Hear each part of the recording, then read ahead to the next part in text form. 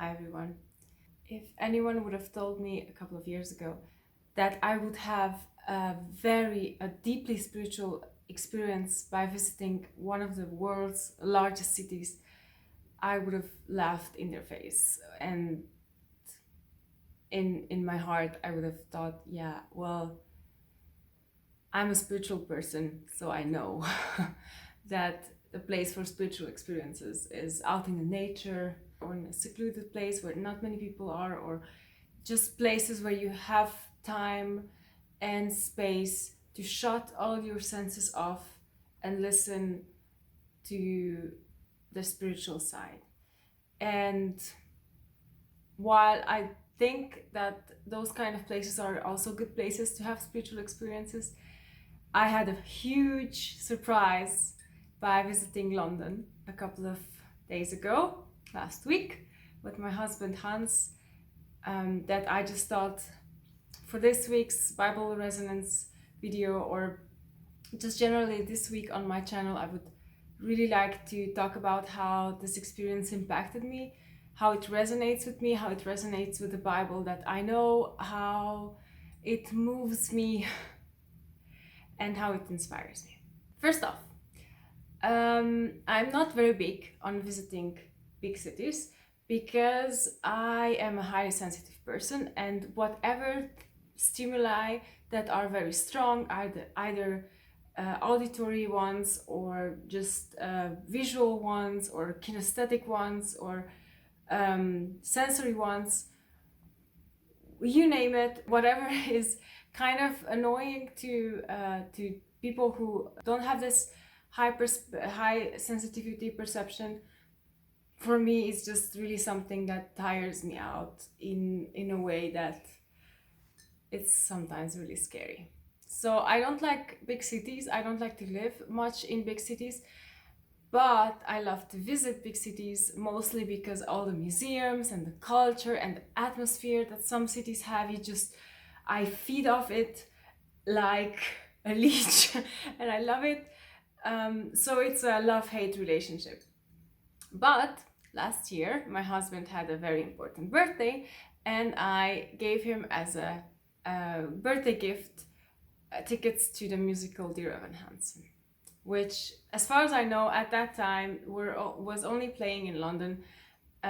So I said, why not make an experience out of it?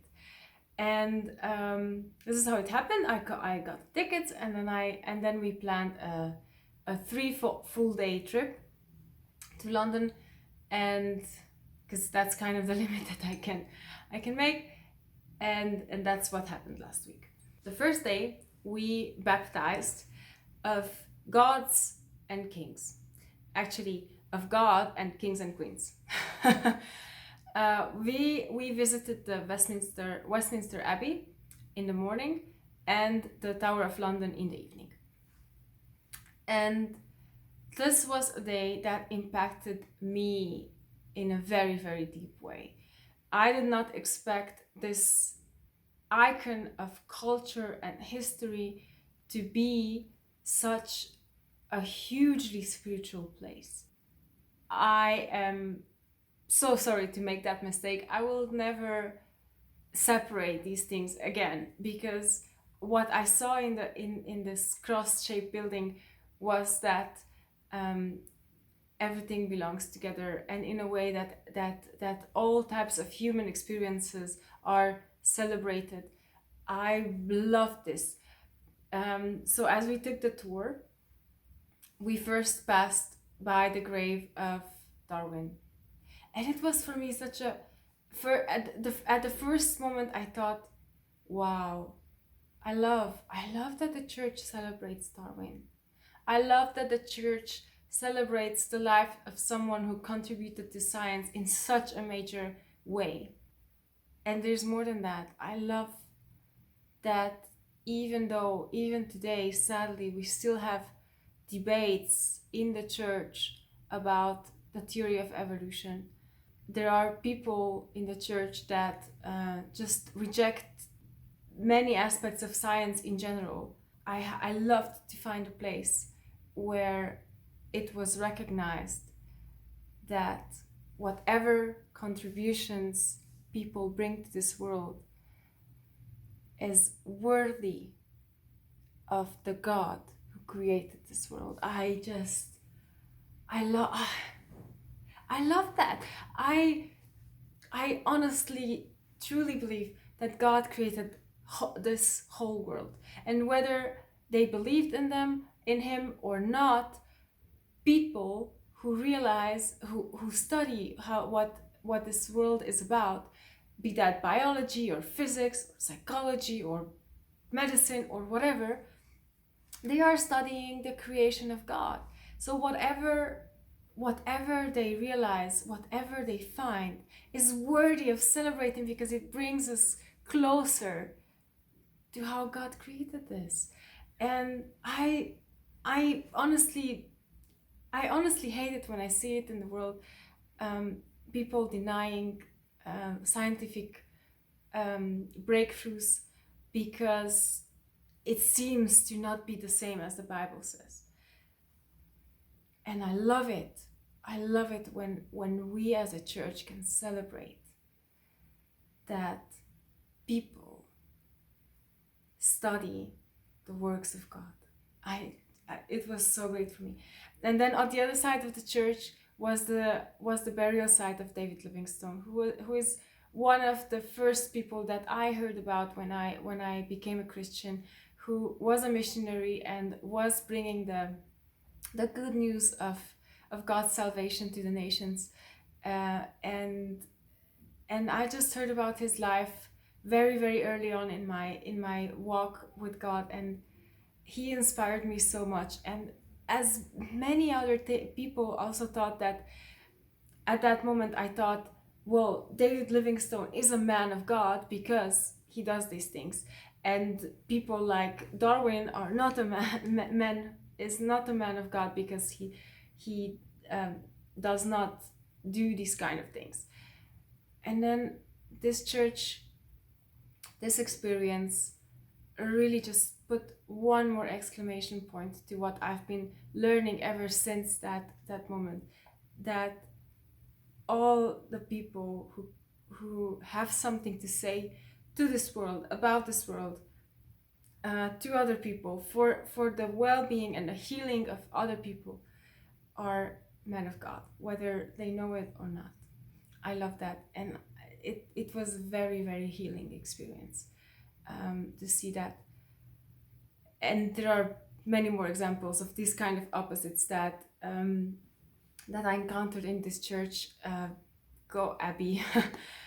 I would wholeheartedly recommend you go and discover this treasure for yourself as well. It was really wonderful.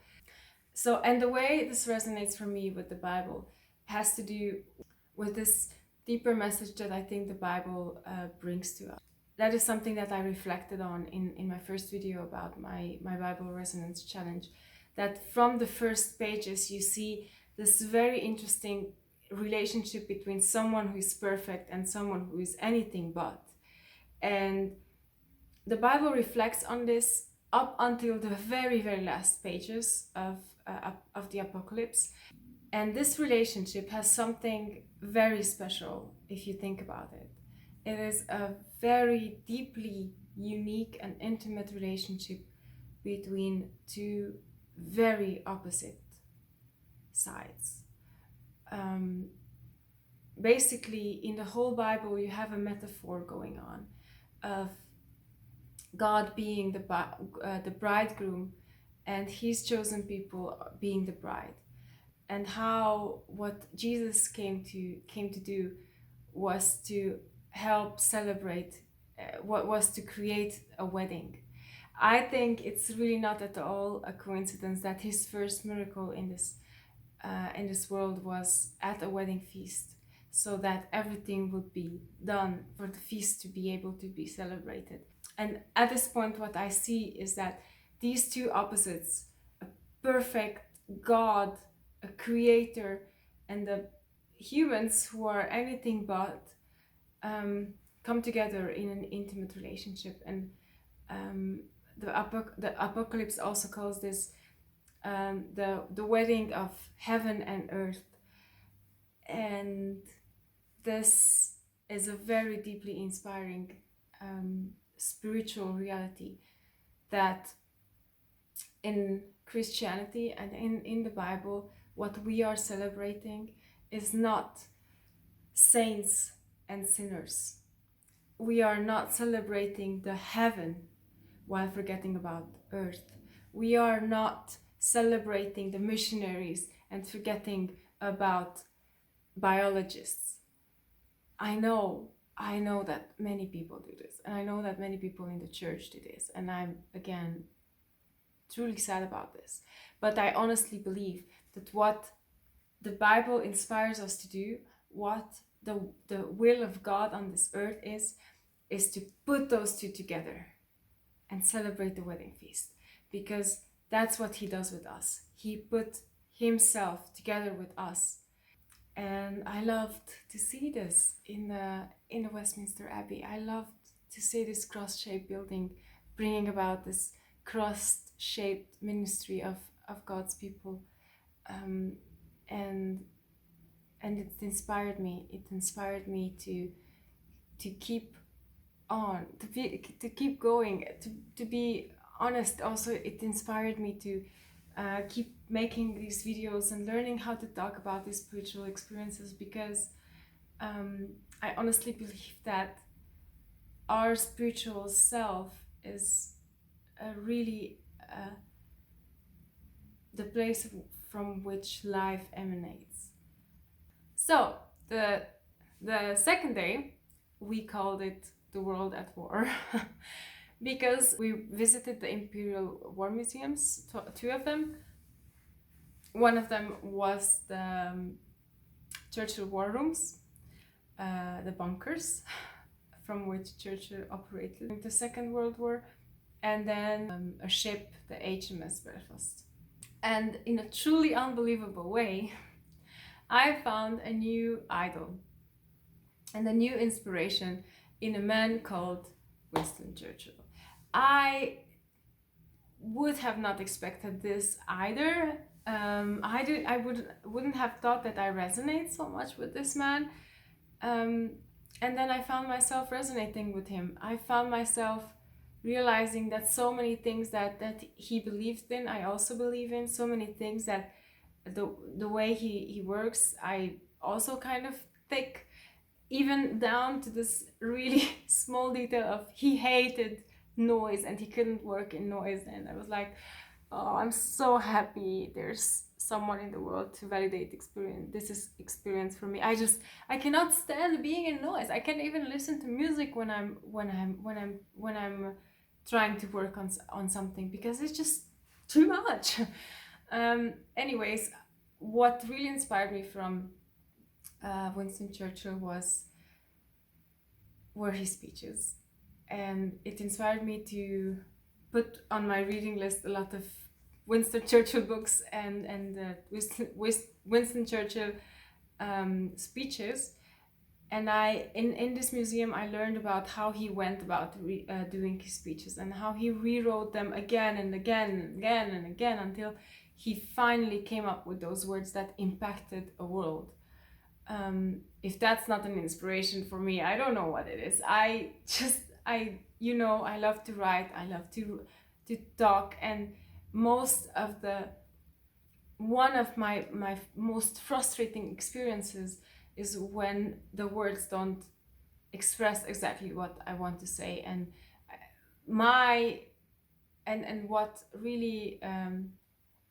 what I really took with me from this museum is, first of all, a mug, a coffee mug that I bought, which says success always requires a greater effort, which I really hope to be my motto as I go on and really start my life as a working person. And also from his speeches, I realized that Winston Churchill had an understanding of where the war and the front lines really are. He realized and he understood that the front lines were not in Normandy or in Italy, or even at the frontier with Russia. Frontline was in each and all of our hearts. I really loved how he understood that. I'm not sure if he said this at any point, but he invited all of us, all of the people at the time, to reflect on where the enemy really lies. And I especially enjoyed this propaganda about being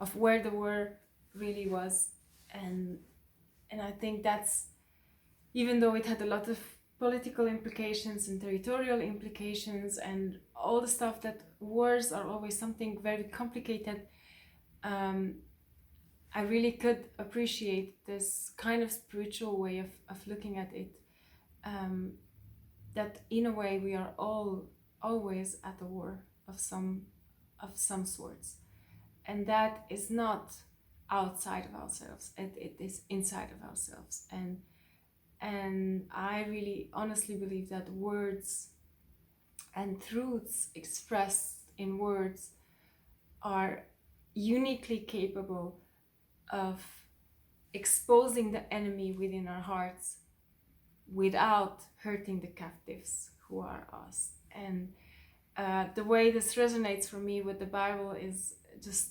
one very short thought from St. Paul, who said, "We are at war, but we are not at war against physical realities. We are at war against the spiritual realities that contribute to our captivity, and the physical truths that contributes to our salvation from these captivities." And again, the third day was the day of arts. I love that. I love that we had a little bit of time just to immerse ourselves in the more artsy side of London, which has obviously a lot to offer. We only visited 2 places again. One of them was Shakespeare's Globe, which was rebuilt to look almost exactly the same that it looked in the time of Shakespeare.